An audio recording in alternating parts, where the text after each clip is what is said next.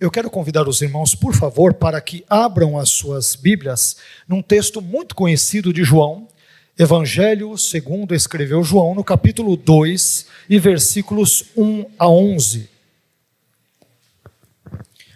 Evangelho segundo escreveu o apóstolo João, capítulo 2 e versículos 1 a 11.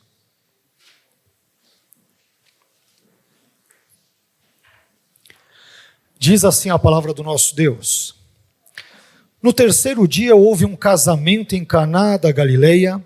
A mãe de Jesus estava ali. Jesus e os seus discípulos também haviam sido convidados para o casamento. Tendo acabado o vinho, a mãe de Jesus lhe disse: Eles não têm mais vinho. Jesus respondeu: Que temos nós em comum, mulher? A minha hora ainda não chegou. A sua mãe disse aos serviçais: Façam tudo o que ele mandar. Ali perto havia 6 potes de pedra, do tipo usado pelos judeus para as purificações cerimoniais. Em cada pote cabiam entre 2 e 3 metretas. Jesus disse aos serviçais: Encham os potes com água, e os encheram até a borda. Então Jesus lhes disse: Agora levem um pouco ao encarregado da festa. Eles assim o fizeram, e o encarregado da festa provou a água que fora transformada em vinho, sem saber de onde este viera, embora os serviçais que haviam tirado a água soubessem disso. Então chamou o noivo e disse: Todos servem primeiro o melhor vinho, e depois que os convidados já beberam bastante, o vinho inferior é servido. Você, porém, guardou o melhor até agora. Este sinal milagroso em Caná da Galileia foi o primeiro que Jesus realizou.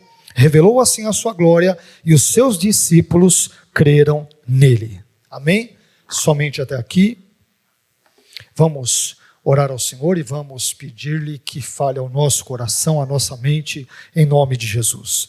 Pai, nós queremos te agradecer pela sua bondade, pela sua misericórdia, pela sua graça. Queremos suplicar que o Senhor venha nos abençoar nesse momento, que o Senhor venha dirigir os nossos caminhos, os nossos passos, a nossa mente, Senhor, aquelas inquietações que eventualmente estejam permeando o nosso coração, os nossos pensamentos, tudo aquilo que nós temos e somos. Senhor, que o Senhor abençoe a nossa vida, o nosso ser em termos integrais, em termos holísticos, porque todos nós, e de forma integral, precisamos do Senhor, precisamos da sua palavra, do poder do seu Espírito, precisamos ser transformados por ti, enfim, precisamos ser de fato mudados pelo poder do Senhor e especialmente presente na sua palavra. Fale conosco nesta hora e mais uma vez nos instrua pelas sendas das Escrituras Sagradas, é o que nós te pedimos, desde já agradecidos, em nome de Jesus. Amém. Amém? Deus abençoe, por favor, pode se assentar.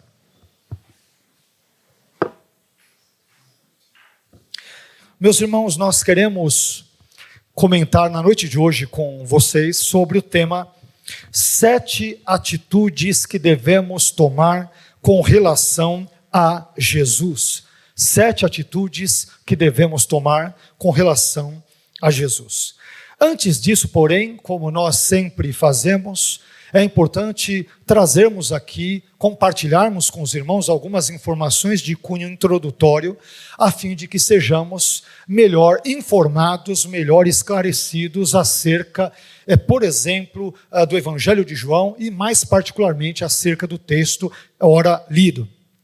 O Evangelho de João, ele é conhecido, entre outras coisas, por narrar 7 milagres grandiosos, portentosos, maravilhosos, realizados pelo Senhor Jesus.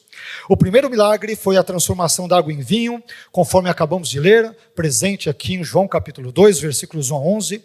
O segundo milagre foi a cura do filho do oficial de um rei, registrado em João 4, versículos 46 a 54. O terceiro milagre, ele está presente ali em João 5, versículos 1 a 18, ele trata da cura do paralítico do tanque de Betesda. O quarto milagre envolve a multiplicação dos pães, citados em João capítulo 6, versículos 1 a 15. O quinto milagre envolve o caminhar de Jesus, o andar de Jesus sobre as águas, conforme João 6, versículos 16 a 21. O sexto milagre é a cura de um cego de nascença, presente no capítulo 9 de João, João 9, versículos 1 a 41. E por fim, o sétimo e último milagre diz respeito à ressurreição de Lázaro, encontrada em João capítulo 11, versículos 1 a 57. Ou por que não dizer o capítulo 11 inteiro, integral de João. E aqui é curioso nós observarmos que o primeiro milagre realizado por Jesus, ele tenha se dado em um casamento. É evidente que Jesus, como Deus homem, ele poderia ou não ter realizado um milagre nesse contexto, e poderia também ter realizado um milagre em quaisquer outras situações, ocasiões, circunstâncias e assim sucessivamente. Mas o fato de Jesus realizar o seu primeiro milagre, conforme retratado, registrado no Evangelho de João, em um casamento, isto certamente nos mostra a importância que Jesus dava, a importância que Jesus atribuía ao matrimônio e, por que não dizer, à família em termos gerais. Mas nesse milagre da transformação da água em vinho em particular, como nós brevemente já mencionamos para os irmãos, nós podemos aprender pelo menos 7 atitudes que devemos tomar com relação a Jesus. E é sobre esse tema que nós vamos falar na noite de hoje, 7 atitudes que devemos tomar com relação a Jesus.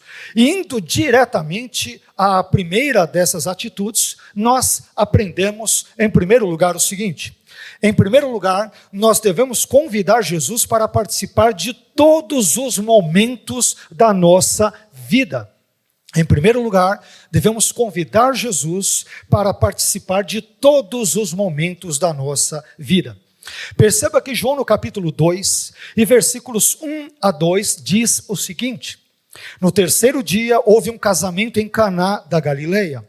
A mãe de Jesus estava ali. Observe agora comigo, por favor, o versículo 2. Jesus e os seus discípulos também haviam sido convidados para o casamento.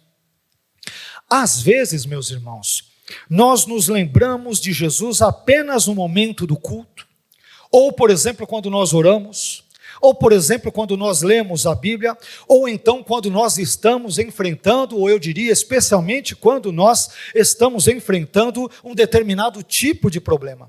Mas com frequência, observemos, com frequência nós acabamos nos esquecendo de convidar Jesus para participar dos acontecimentos comuns, triviais, cotidianos do nosso dia a dia, da nossa vida.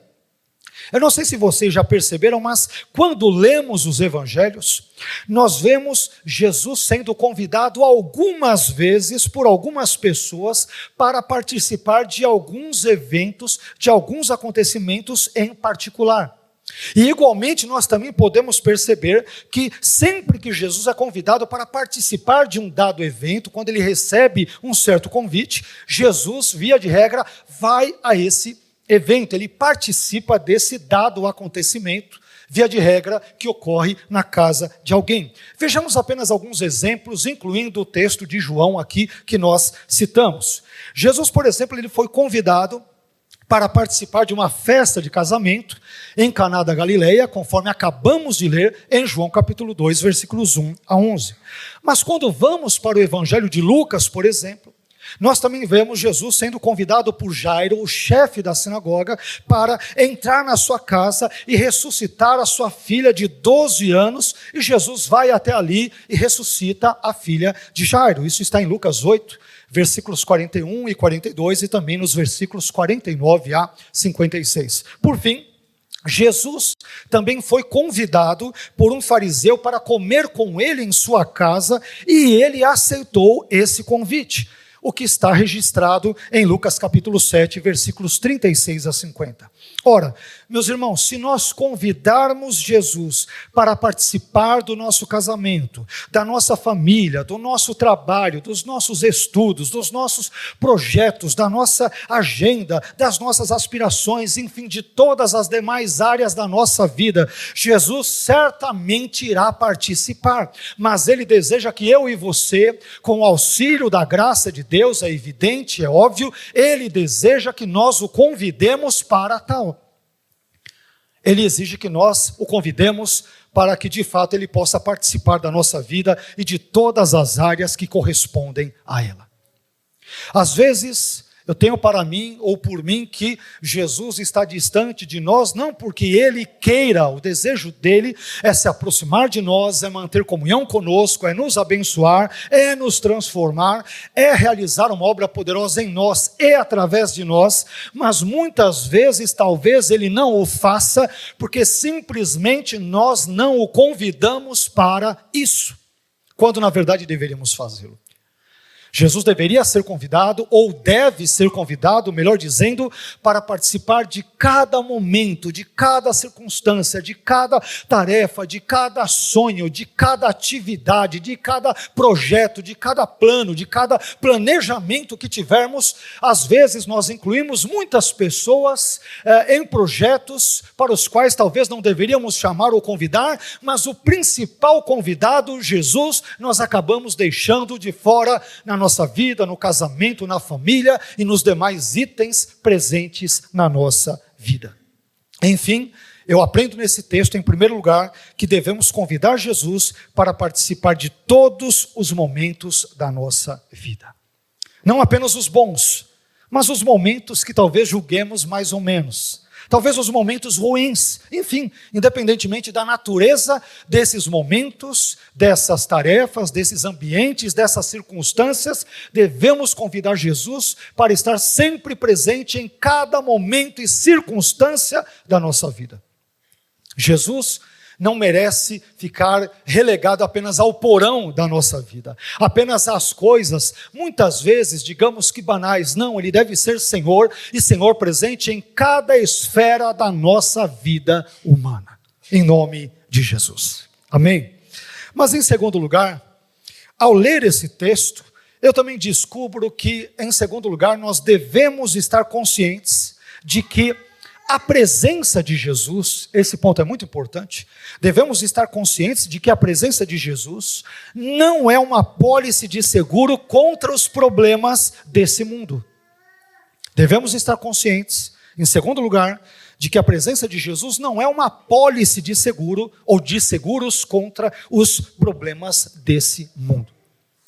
Percebamos que Jesus fora convidado para participar desse casamento, mas vejam só o que nós lemos já no início do versículo 3, em João capítulo 2, versículo 3, parte A.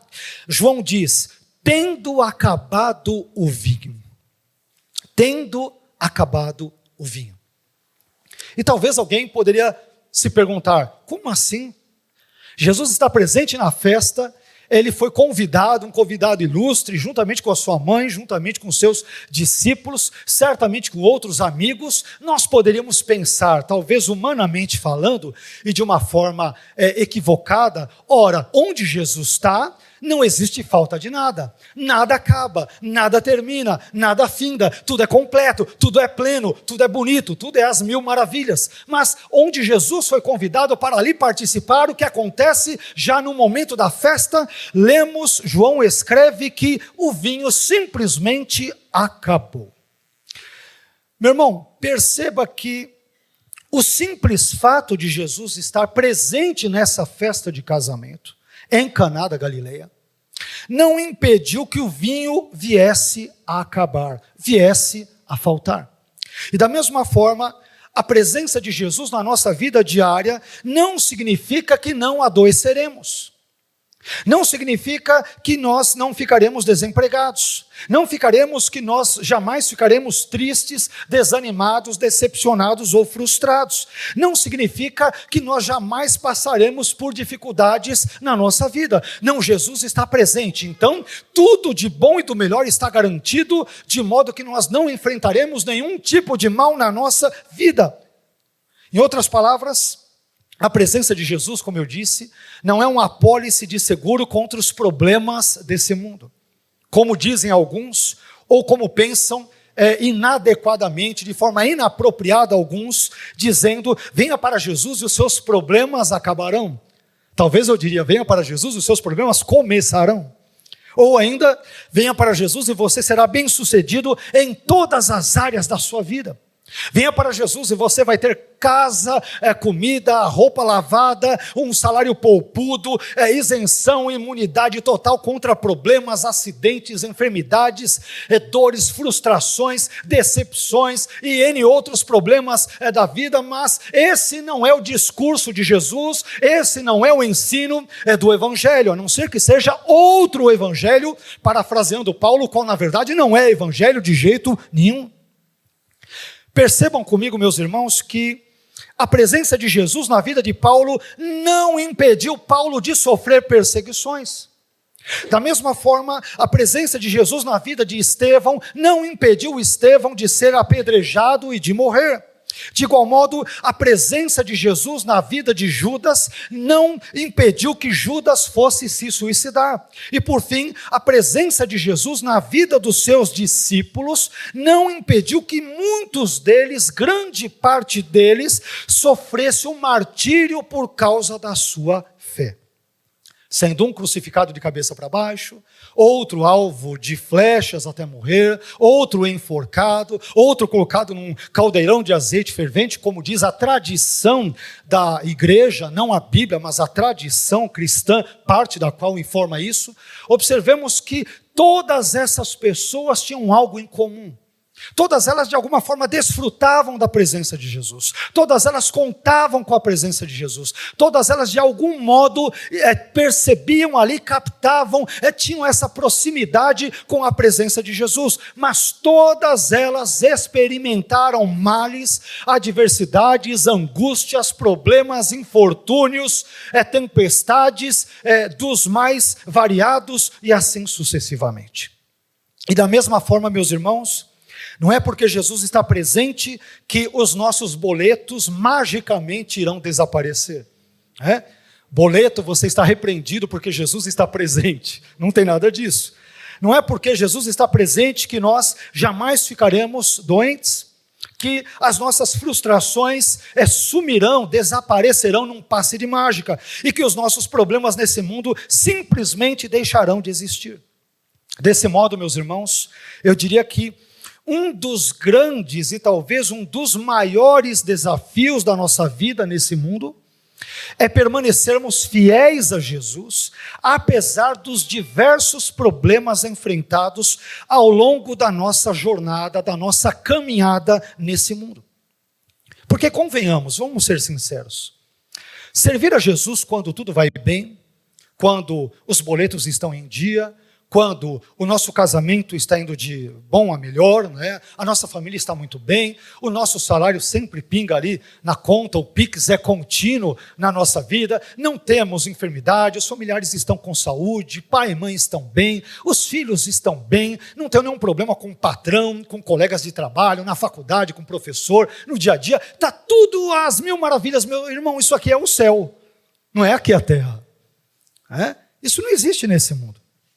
Então, um dos maiores desafios eu tenho para mim, que nós cristãos temos nesse mundo, nessa nossa existência terrena, antes do contexto futuro, escatológico, envolvendo a glorificação e assim por diante, é sermos fiéis a Deus, preste bem atenção, mesmo quando nós não o vemos. Aliás, especialmente quando nós não o vemos. Não sei se você já tiver essa noção, mesmo sendo crentes, mesmo indo à igreja, se não em todos os cultos, pelo menos aos domingos, quer dizer, buscamos ser frequentes nos cultos, assíduos, nos eventos da igreja, mesmo buscando a Deus, lendo a Bíblia, orando, jejuando, tendo comunhão com os irmãos, e aquela coisa toda, parece que Deus está distante de nós às vezes. Não sei se você teve ou tem esse tipo de impressão. Poxa, pastor, eu oro a Deus, mas às vezes eu sinto, me permitam ser absolutamente franco e usar essa expressão, talvez ela capte, ainda que em palavras bem falhas e apequenadas, aquilo que a gente sente, mas pastor, às vezes eu tenho a sensação de que oro, mas não há ninguém do outro lado. Isso talvez é a pior coisa que pode acontecer a alguém. Eu estou falando com Deus, mas parece que eu não percebo que Ele está ali. Veja que eu não disse que Ele não está ali. Estou dizendo que nós aqui não percebemos que Ele está ali. Parece como diria o outro, que eu estou falando com as paredes. Parece que o céu virou ali um céu de bronze. Parece que Deus não me ouve. Parece que, na verdade, eu estou sozinho, solitário. Não há ninguém para me ajudar na minha dor, na minha mazela, nos meus problemas, nas minhas angústias, nos meus problemas existenciais, físicos, financeiros, quaisquer que sejam, os tipos, os modos em que eles se apareçam. Meus irmãos, um dos grandes desafios da nossa vida é buscarmos a Deus e é sermos fiéis a Deus, apesar dos problemas dessa vida. Apesar de orarmos e parecer que não há ninguém do outro lado. Apesar de orarmos e parecer que Ele não está nem aí, às vezes, que Ele não está nem aí para a nossa oração. Parece, às vezes, temos a falsa impressão, a falsa sensação, tamanha é a dor que nós estamos sozinhos. E que ninguém está interessado em nós, na nossa história, na nossa dor, no nosso choro, nas nossas dificuldades, nas nossas angústias, nos nossos problemas. Isso nos causa um desespero cada vez maior, atroz, profundo, é difícil.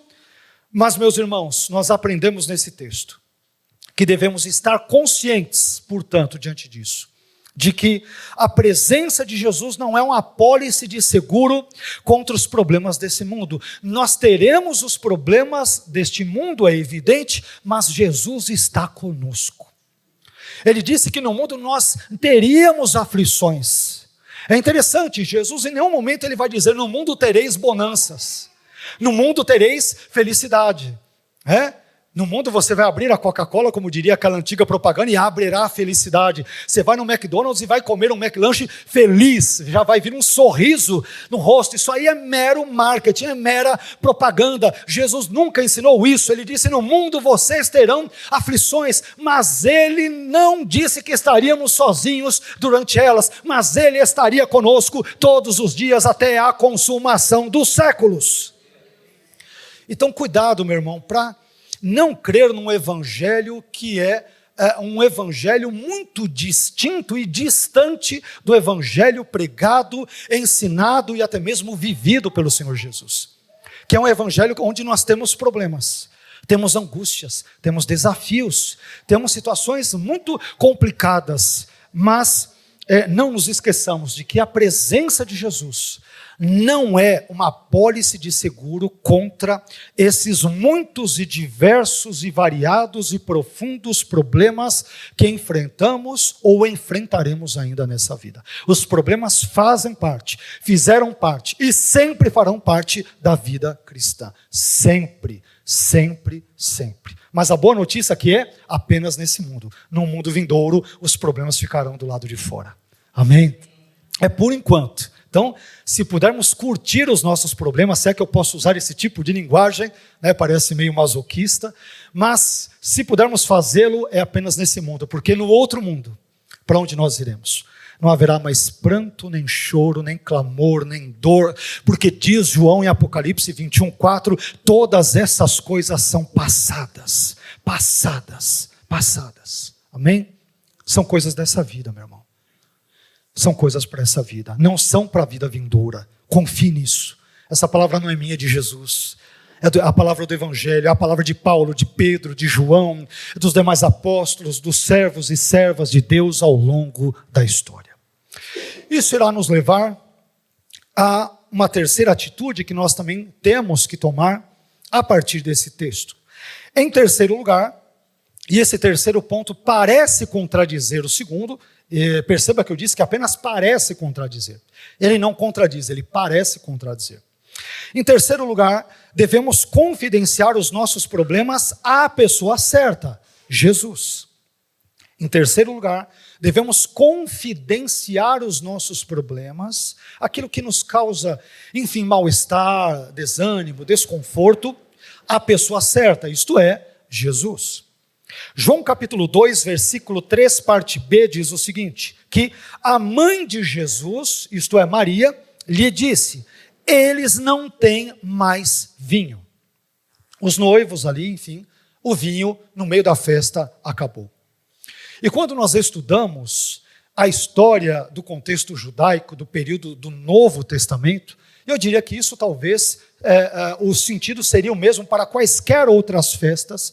Imagine os noivos convidam ali as pessoas para participarem da festa, e num dado momento acaba o vinho, talvez no início, talvez na metade. O texto joanino não nos especifica quando o vinho acabou, mas isso seria uma grande vergonha, um grande vexame para os noivos. Onde já se viu? Vieram pessoas que viajaram dias, sobretudo numa época em que não existia avião, não existia metrô, não existia muito menos teletransporte, tanto quanto não existe hoje também, é claro. Não tínhamos essas facilidades, e muitos pegavam ali o camelo, o cavalo, o burrinho, o jegue, e dependendo uma distância para um casamento, para uma viagem qualquer, poderia demorar facilmente 3 dias, uma semana, 10 dias, um mês viajando, para chegar na hora, talvez na primeira hora, segunda hora, terceira hora da festa, e às vezes a festa de casamento judaico demorava 7 dias, até nos dias de hoje, dependendo do contexto, e aí do nada acaba o vinho. Por N razões, talvez falta de planejamento, talvez por N outras circunstâncias, o vinho acaba. E nisso nós vemos Maria, mãe de Jesus, entrando em ação e dizendo para Jesus: eles não têm mais vinho. Isso é uma coisa curiosa, né? Quer dizer, primeiro, o que Maria tem a ver com isso? Jesus, a gente até imagina o que ele tem a ver com isso, né? Mas alguns estudiosos dizem que Maria possivelmente deveria ser ou poderia ser uma das organizadoras, uma das auxiliares desta festa de casamento, embora não fosse a encarregada geral, fosse alguém que de algum modo auxiliasse, e é por isso que ela toma a dianteira ali, a iniciativa em comunicar Jesus sobre essa questão, conhecendo quem era evidentemente o filho dela. Mas observe, meu irmão, que apesar de Jesus não nos prometer imunidade contra os problemas desse mundo, conforme vimos no item 2, isso não significa que não devamos confidenciar os nossos problemas a Ele, porque parece ser uma contradição, né? Então, eu acabei de dizer, no mundo nós vamos ter problemas. Estar na presença de Jesus não é uma apólice de seguro contra esses problemas, acabei de dizer, mas na sequência, nós aprendemos que não é porque eu tenho problemas que eu devo morrer com eles e aceitá-los de forma apática. Não, está dando tudo errado na minha vida, então eu tenho que aceitar, como diriam ali indianos e outros hindus, é o meu karma, é o meu destino, ou alguma coisa do gênero. Não é porque temos problemas que devemos, sinceramente ou simplesmente, cruzar os braços e aceitá-los de uma forma apática. Note que assim que o vinho acabou, Maria, mãe de Jesus, ela não leva esse problema para o noivo, se leva, pelo menos o texto bíblico não diz, não leva o problema para a noiva, não leva o problema para o encarregado da festa, e também não leva o problema para os discípulos, ou para um dos discípulos em particular, convidados para essa festa, para esse banquete. Em vez disso, Maria levou o problema da falta de vinho para Jesus. Meus irmãos, às vezes, nós não somos abençoados por Deus, porque estamos confidenciando os nossos problemas para as pessoas erradas, em vez de os confidenciarmos ao Senhor Jesus. E veja só que coisa interessante. Em Hebreus capítulo 4, versículos 15 e 16, o autor da epístola aos Hebreus, tenha sido ele quem fosse, esse autor nos incentiva a levarmos os nossos problemas e as nossas dores a Jesus, porque segundo esse autor, segundo ele, o Senhor Jesus ele pode se compadecer das nossas fraquezas e nos ajudar. Veja só o que diz Hebreus 4, versículos 15 a 16. Nesse texto, o autor de Hebreus diz o seguinte: porque não temos um sumo sacerdote que não possa compadecer-se das nossas fraquezas, porém um que, como nós, em tudo foi tentado, mas sem pecado. Cheguemos, pois, olha o convite que o autor de Hebreus faz a mim e a você, cheguemos, pois, com confiança ao trono da graça, para que possamos alcançar misericórdia e achar graça, a fim de sermos ajudados em tempo oportuno. Que texto maravilhoso. O autor de Hebreus está dizendo, você está fraco, está com problemas, está angustiado, a sua alma está abatida, as coisas estão difíceis, e ele diz: eu tenho uma boa notícia para você, nós temos um sumo sacerdote que intercede continuamente por nós, e nós devemos, portanto, nos aproximar dele, porque ele é poderoso para agir com graça e com misericórdia para conosco, para comigo, para com você, e ele é poderoso para perdoar os nossos pecados, para transformar a nossa vida e para mudar a nossa história. Deus pode mudar a nossa história, e ele o fez, o faz e o fará, sempre através da pessoa e obras benditas do Senhor Jesus Cristo de Nazaré, porque há um só mediador entre Deus e os homens, Cristo Jesus, homem. Ele é o nosso mediador, ele é o nosso medianeiro, ele é a nossa ponte, ele é aquele que justamente faz essa intermediação entre nós, falíveis, apequenados, terríveis pecadores, e um Deus santo, eterno, sublime, glorioso, justo e assim por diante. Enfim, se tivermos os nossos problemas, e quem de nós, eu pergunto, não os tem, devemos confidenciar tais problemas à pessoa certa, e essa pessoa certa se chama Jesus. É isso, por exemplo, entre outras coisas que nós podemos aprender nesse texto. Mas em quarto lugar, lendo esse texto, eu também aprendo o seguinte: em quarto lugar, devemos entender que Jesus é totalmente livre no que diz respeito ao seu agir. Em quarto lugar, devemos entender que Jesus é totalmente livre no que diz respeito ao seu agir. Quando Jesus age, é importante sabermos disso, ele é livre. O que quer dizer isso? Jesus não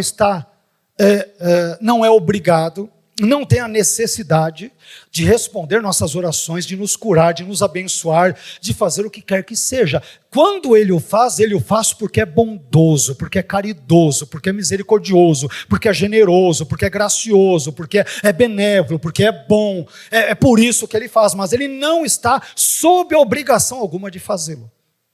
Esse ponto é muito importante, porque tem crentes aí que talvez desavisadamente, imprudentemente, podem querer, entre aspas, me permitam usar esse linguajar, querer colocar Jesus contra a parede. Jesus, se o senhor não me abençoar, o senhor vai ver, né? Como se Jesus morresse de medo das nossas ameaças pueris, infantis, ridículas, tontas, idiotas, imbecis, e assim por diante, para não usar outros adjetivos ainda, né? Mas veja o texto, João 2,4, vamos para o texto, João 2,4. Jesus respondeu para quem? Para Maria, sua mãe. Que temos nós em comum, mulher? A minha hora ainda não chegou. Que texto interessante, muito interessante esse texto. Note que a resposta de Jesus à sua mãe, quando esta lhe confidencia a falta de vinho na festa, nessa festa de casamento em Caná da Galileia, revela que ele, Jesus, mais uma vez me permito enfatizar esse ponto, ele é livre em suas ações, e portanto Jesus ele não pode ser coagido, não pode ser compelido, não pode ser constrangido, forçado ou manipulado a atender um determinado conselho ou pedido de quem quer que seja, mesmo que esse pedido venha de quem? Da sua mãe. É claro que Jesus ele se compadece da situação, se compadece dos noivos, uma festa de casamento, certamente com todas estas circunstâncias que nós imaginamos, o vexame que seria para eles, a humilhação que seria para eles, ter o vinho, sobretudo num contexto judaico ali, ausente numa cerimônia tão importante quanto a cerimônia de casamento, e assim por diante. Mas a resposta de Jesus, diante da falta de vinho, parece ser um tanto quanto estranha, não é? Maria diz, o vinho acabou. E Jesus responde, que temos nós em comum, mulher? A minha hora ainda não chegou. É um diálogo um tanto quanto, na melhor das hipóteses, vamos ser sinceros, vamos ser honestos, vamos ser francos, uma conversa no mínimo estranha, no mínimo esquisita. Mas aqui, meus irmãos, antes de qualquer coisa, é importante esclarecermos que o fato de Jesus chamar a sua mãe de mulher não significa que ele a tratou de forma desrespeitosa, de forma rude, de forma grotesca, de forma grosseira, de forma mal educada e assim por diante. Jesus simplesmente se dirigiu a Maria de forma mais genérica como mulher, em vez de se dirigir a ela de forma mais íntima e afetuosa, como, por exemplo, usando o título mãe. Isto, sem dúvida, pode soar aos nossos ouvidos contemporâneos no Ocidente uma grosseria. Mas há exemplos outros que encontramos no Novo Testamento e também no contexto greco-romano, esse não é o caso. Apenas isso. E quando Jesus diz, a minha hora não chegou, Jesus possivelmente, a julgar pelos textos joaninos, por outros capítulos de João, Jesus possivelmente estava se referindo aos eventos da sua morte, ressurreição e ascensão, que ainda seriam futuros, isto é, ainda se dariam nos próximos capítulos, no desenrolar do Evangelho de João. Em outras palavras, é como se Jesus dissesse a Maria que ele, Jesus, estava nesse mundo para cumprir a agenda do Pai Celestial, e não para cumprir uma agenda sugerida por homens. Mas apesar disso, observemos que Jesus, ele ainda se compadece daqueles noivos e supre-lhes a falta de vinho na festa de casamento deles, porque ele é gracioso. O propósito principal de Jesus ao vir a este mundo, esse é o ponto. Não foi transformar a água em vinho, embora ele o fizesse, e também realizasse uma série de outras curas, exorcismos, milagres e tudo, sem dúvida, mas o propósito principal, ou os propósitos centrais, foram revelar Deus à humanidade. Ele veio para servir e não para ser servido, para morrer na cruz, para ressurgir dos mortos ao terceiro dia e para ser assunto aos céus, conforme planejado pelo contexto triuno ou trinitário, Pai, Filho e Espírito Santo. Esse é o propósito dele. Esse era o propósito de Jesus. Enfim, devemos entender que Jesus é totalmente livre no que diz respeito ao seu agir. Jesus não tem obrigação de nos abençoar. Não tem obrigação de nos curar. Não tem obrigação de nos dar um segundo, ou um minuto, ou um ano, ou uma semana a mais de vida, ou menos. De modo que se nós vivemos mais, é por pura graça de Deus. Por pura misericórdia divina. Por pura generosidade do Deus Trino, Pai, Filho e Espírito Santo. E não porque mereçamos, não porque necessariamente tomamos bem os medicamentos, não porque dormimos como os médicos especialistas orientam, 8 horas bonitinhas ali por dia. Não estou dizendo que nós não devamos cuidar da nossa saúde, por favor, não me interprete mal, não me compreenda mal. Mas estou dizendo que se nós estamos vivos, é claro que tem coisas que, entre aspas, ajudam, mas estamos vivos, sobretudo, porque a nossa vida está nas mãos de um Deus Todo-Poderoso. E é Ele quem sustenta as nossas vidas. É Ele quem sustenta o nosso fôlego. É Ele quem nos dá sabedoria. É Ele quem nos dá vigor. É Ele quem nos dá inteligência. É Ele quem nos dá saúde. É Ele quem cuida de nós. É Ele quem nos restaura. É Ele quem nos abençoa, apesar de não ter a menor necessidade de fazê-lo e ser livre em suas ações. Esse é o ponto que nós queremos destacar nesse momento. Bom, isso nos leva a outro item. Mencionamos que são 7 itens, 7 pontos, e chegamos agora no quinto e antepenúltimo ponto. Em quinto lugar, meus irmãos, lendo esse texto, eu também aprendo que devemos ser obedientes à palavra de Jesus. Em quinto lugar, aprendo nesse texto sobre a transformação da água em vinho em Caná da Galileia, que nós devemos ser obedientes à palavra de Jesus. Veja o que diz João 2, versículos 5 a 8. A sua mãe disse aos serviçais: façam tudo o que ele mandar. Ali perto havia 6 potes de pedra do tipo usado pelos judeus para as purificações cerimoniais. Em cada pote cabiam entre 2 e 3 metretas. Jesus disse aos serviçais: encham os potes com água. E os encheram até a borda. Versículo 8. Então Jesus lhes disse: agora leve um pouco ao encarregado da festa, e assim o fizeram. Aqui nós temos algumas coisas interessantes, porque além de Maria, mãe de Jesus, dizer aos servos ou empregados dessa festa de casamento, façam tudo o que Jesus mandar, Jesus ele dá algumas ordens e os servos lhe obedecem, cumprindo rigorosamente aquilo que Jesus lhes ordenara. Meus irmãos, às vezes nós criamos, é importante dizer, às vezes nós criamos a imagem mental de um Jesus customizado, um Jesus personalizado, ou seja, um Jesus adaptado ao nosso gosto e às nossas preferências pessoais. Jesus este que pouco ou nada se parece com o Jesus verdadeiro retratado na Bíblia. Muitas vezes acontece isso. Às vezes nós criamos a imagem de um Jesus caricato, que mais se parece com um Jesus mil e uma utilidades, e um Jesus subserviente, uma espécie de Jesus, me perdoem pela expressão, pau-mandado, que obedece tudo, aceita tudo, nós fazemos os pedidos a Ele, e esse Jesus nunca diz não a nós. Esse Jesus não é o Jesus da Bíblia. O Deus da Bíblia, Ele diz com frequência não para os seus filhos e filhas, servos e servos. Meu irmão, um Jesus que nunca diz não para você, não é o Jesus da Bíblia. Um Deus que nunca diz não aos nossos pedidos, por mais legítimos que sejam, e às vezes caprichosos, egoístas, individualistas, mas um Deus que sempre diz sim para nós, não é o Deus da Bíblia. Porque o Deus da Bíblia, com frequência, diz não.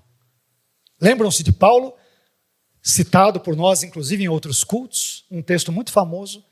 Ele tem lá o tal do espinho na carne, ele ora 3 vezes ao Senhor para que o Senhor o liberte daquilo, e o Senhor diz, não. A minha graça te basta, Paulo. Em outras palavras, em bom português, não. Isto é, continue com a minha graça e com o espinho também. Meus irmãos, tem momentos na vida em que Deus diz não. O Deus da Bíblia, o Deus verdadeiro, não um Deus caricato, não o Jesus que muitos criam de forma imaginosa e pervertida e caricata, e de novo, me perdoem pela expressão, mas um Jesus que se parece, dentro da nossa expressão em português, pau-mandado, alguém que sempre diz sim, alguém que nunca nega um pedido, alguém que sempre está à disposição, né? Isso aí é um capacho, isso aí é um office boy, isso aí é qualquer coisa, menos o Jesus que é Senhor Todo-Poderoso da Bíblia, porque o Jesus da Bíblia com frequência diz não. O Deus da Bíblia muitas vezes diz não. Mesmo diante dos nossos pedidos mais legítimos, mais corretos, mais justos, Senhor, por favor, eu te peço que o Senhor me dê isso, é bíblico, está nas Escrituras, é correto, Gênesis ensina, Apocalipse ensina, está na Bíblia, mas Deus fala, ok, o seu pedido é legítimo, mas a minha resposta para você é não. É não. Isso é difícil. Por quê? Voltando ao texto.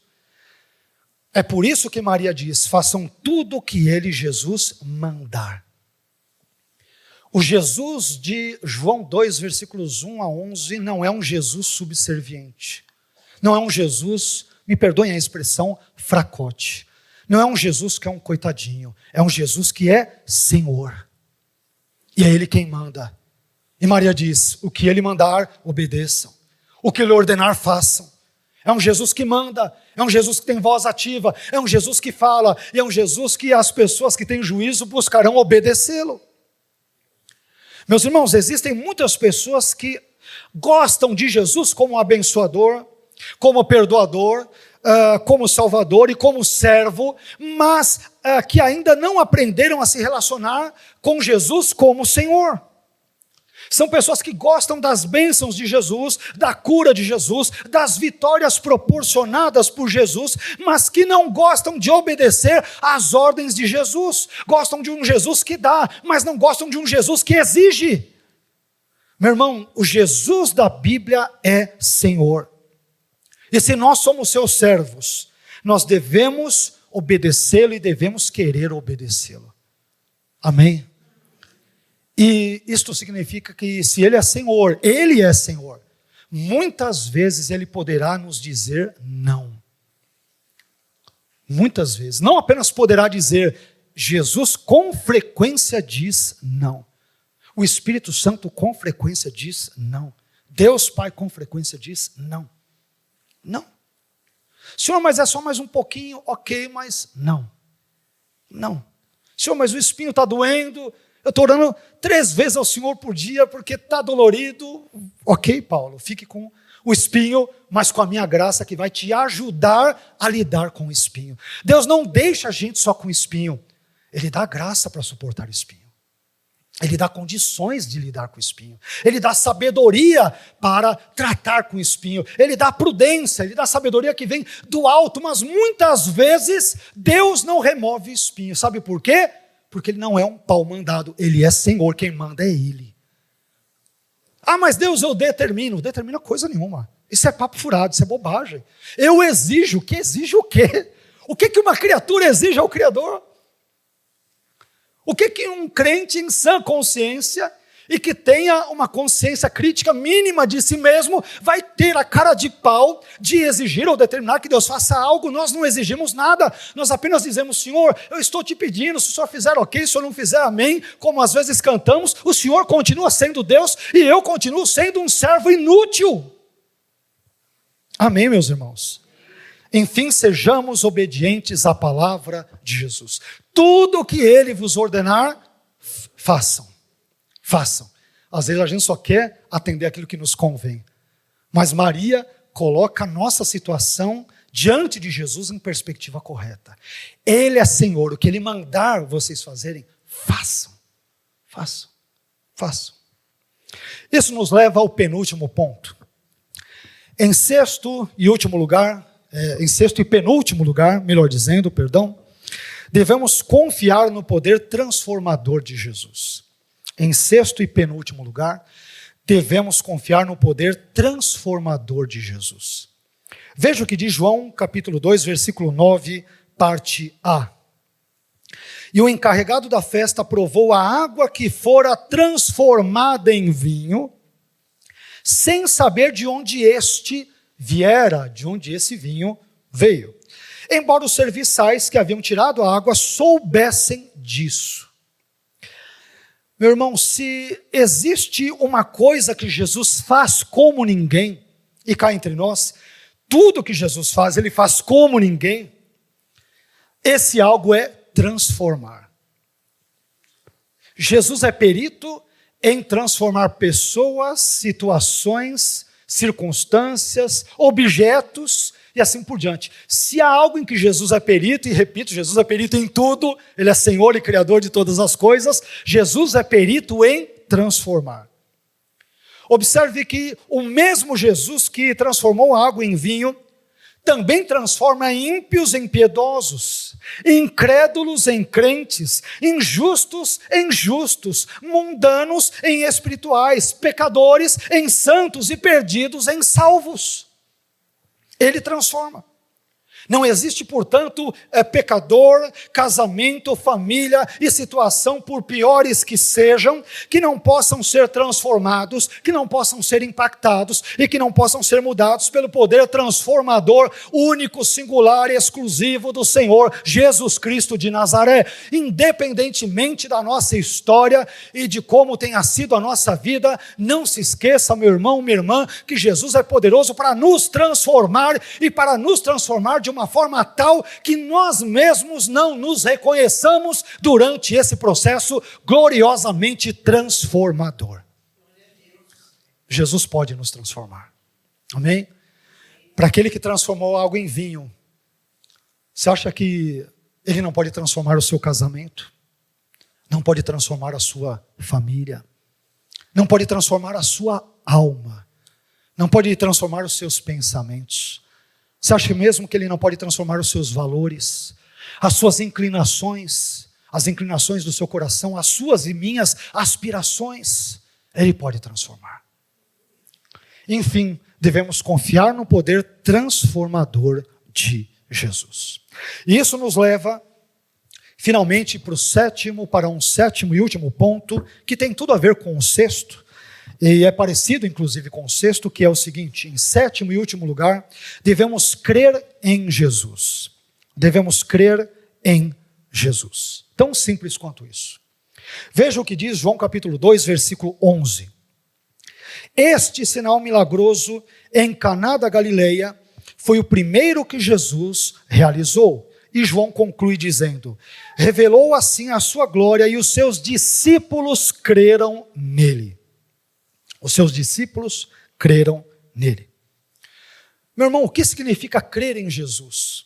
Em linhas bem práticas, menos teologais, mas bem práticas e bíblicas, eu diria que crer em Jesus significa confiar na pessoa e obras de Jesus. Crer em Jesus significa acreditar no perdão dos pecados, na reconciliação com Deus e no dom da vida eterna, que são dados e que se dão apenas e unicamente através da pessoa e obras de Jesus. Isso significa dizer que quando nós cremos em Jesus, nós confiamos em suas promessas, nós nos alicerçamos na sua palavra e nós nos estribamos na sua santidade, no seu caráter e nos seus méritos. Isso de forma muito sintetizada, de forma muito breve, muito sintética, é crer em Jesus, é confiar em Jesus e não em você mesmo e não em nós mesmos. Enfim, devemos crer em Jesus. O Jesus retratado nesse texto, ele é digno de credibilidade.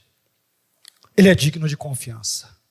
Ele é correto nas suas palavras, ações, obras e assim por diante. E é por isso que essa passagem bíblica termina com esse item não à toa. Isto é, em vista, o argumento de João é, em vista de quem Jesus é e das obras que ele faz, ele é digno de que creiamos nele. Ele é digno de que creiamos nele, de que confiemos nele, de que tenhamos esperança depositada nele. Amém?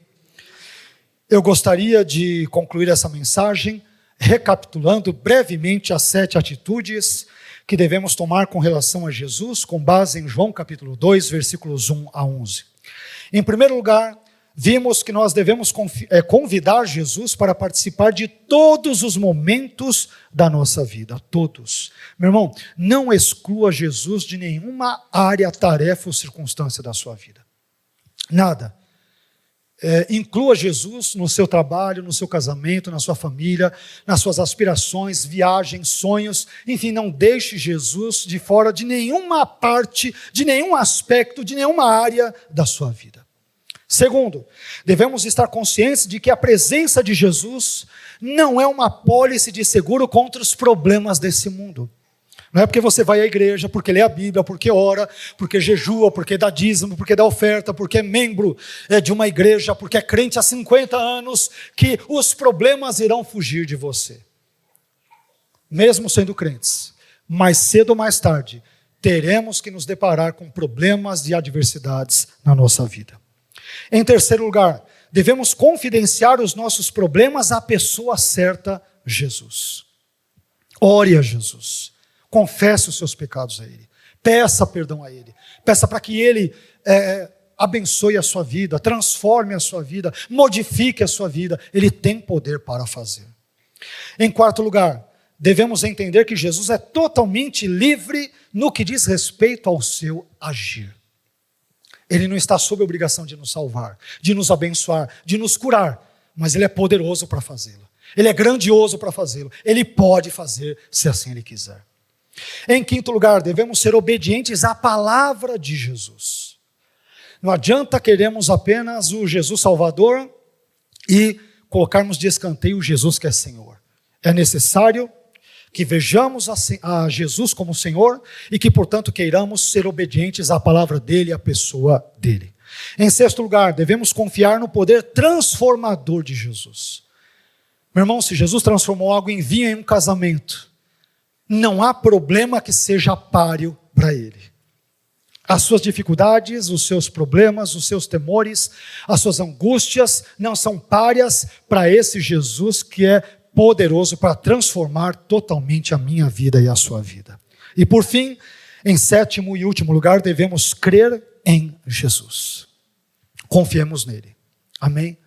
A despeito das circunstâncias, a despeito de todo o ambiente adverso, difícil, em que nos encontremos, ousemos, pela graça de Deus e com a graça de Deus, crer em Jesus. Amém? Creamos nele. Porque nenhum outro nome há dado entre os homens pelo qual importa que devamos ser salvos. Apenas o nome de Jesus. É esse nome que salva, que cura, que abençoa, que transforma e que modifica totalmente a nossa vida. E é a Ele que nós damos glórias, louvores e honra hoje e para todos sempre. Amém. Amém? Vamos ficar em pé, vamos orar.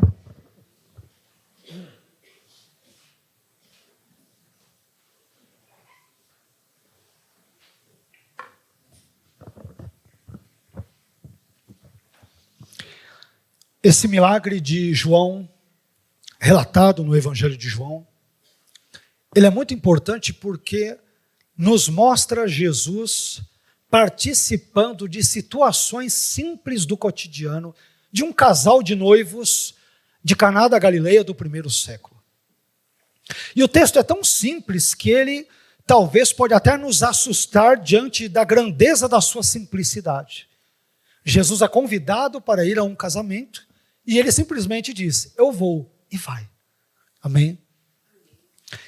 Será que nós temos convidado Jesus para participar de todos os eventos, não apenas os mais, que assim julgamos espirituais, mas os triviais, os comuns, os aparentemente banais da nossa vida, aparentemente?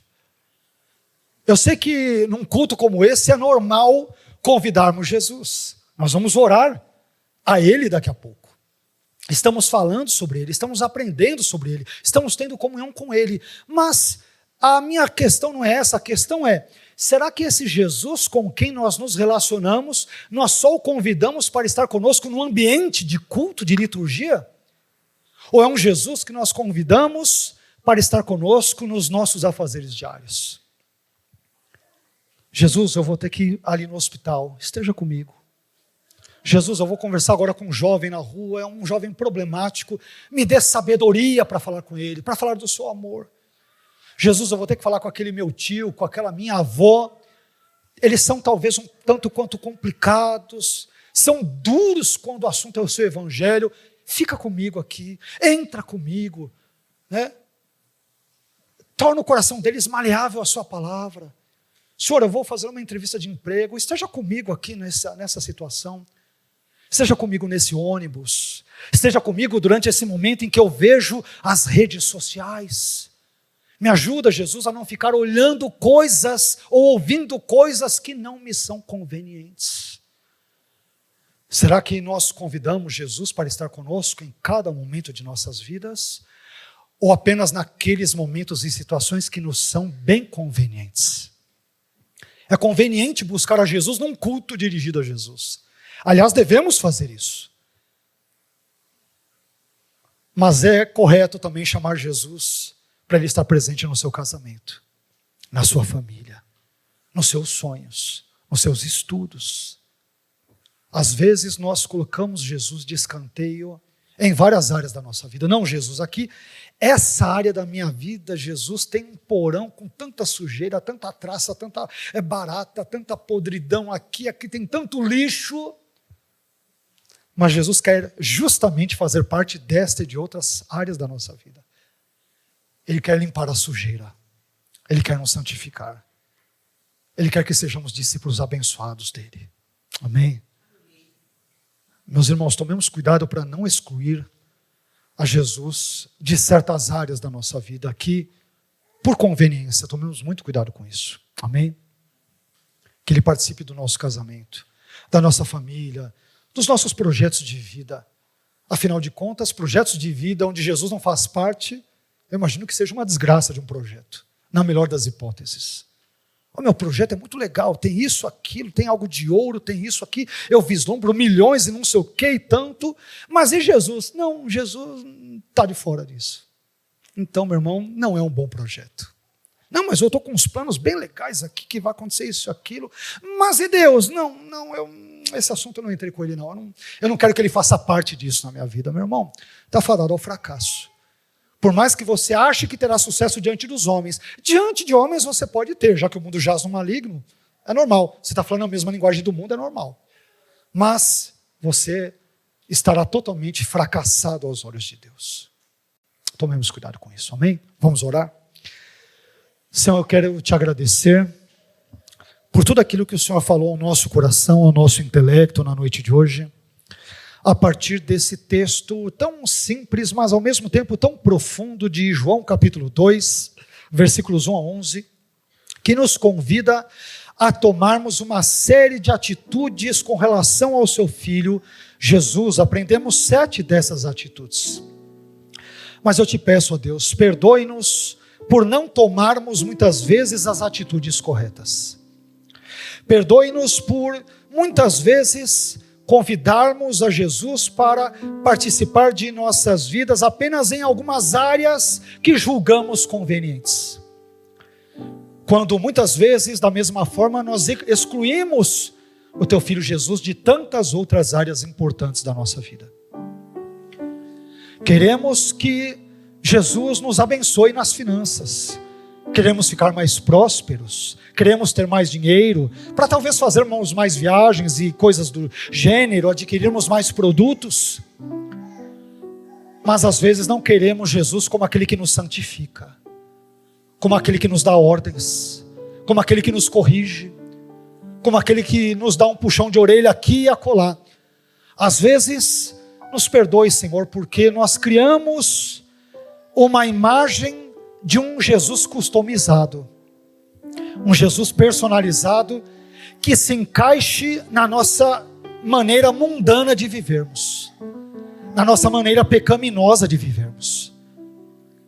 Queremos um Jesus que nos abençoe, mas o Jesus santo e justo, queremos que ele fique de lado. Queremos às vezes Jesus por mera conveniência. E por isso o nosso retrato do seu Filho Jesus é um retrato caricato, é um retrato antibíblico, é um retrato pecaminoso, é um retrato não do Jesus todo-poderoso das Escrituras, mas de um Jesus fraco, fracote, que não é o Jesus, nunca foi e nunca será o Jesus das Escrituras, que é santo, que é justo, que é poderoso. Claro, é compassivo, é misericordioso, é generoso, mas também é justo, mas também dá ordens, mas também corrige. Ah, Senhor, perdoe os nossos pecados. Ah, Senhor, ó Senhor Jesus, Tu que transformastes a água em vinho há cerca de 2000 anos, naquela festa de casamento em Caná da Galileia, o Senhor pode transformar a nossa vida também nessa noite. Nós podemos sair daqui com o nosso casamento transformado. A nossa família pode sair daqui transformada. Os nossos valores podem sair daqui transformados, os nossos pensamentos, as nossas aspirações, os nossos planos, o nosso ministério, o nosso relacionamento contigo, acima de tudo. O Senhor pode transformar tudo o que precisa ser transformado na nossa vida. E eu te peço, Senhor, transforme mesmo. Eis-nos aqui, Senhor, nos transforme, conforme o teu querer, conforme a tua vontade, que é soberana, que é boa, que é perfeita, que é agradável, que é santa, que é justa. O Senhor sabe o que é melhor para nós do que nós mesmos. Achamos que sabemos, achamos às vezes equivocadamente que estamos no controle de nossas vidas, de nossas existências, mas é o Senhor quem está. A nossa vida está nas tuas mãos. Cuide de nós, Senhor. Cuide dessa igreja. Cuide dos casais dessa igreja. Cuide das famílias dessa igreja. Cuide das crianças, jovens, adolescentes, anciãos dessa igreja. Dos irmãos que nos visitam também nesta noite. Cuide deles, Senhor. Cuide de nós. Nós precisamos de Ti. Não temos a quem nos refugiar. Só Tu tens as palavras de vida eterna. Nos abençoe, Senhor, por favor. É o que te pedimos e desde já te agradecemos, crendo na sua provisão, em nome de Jesus. Amém.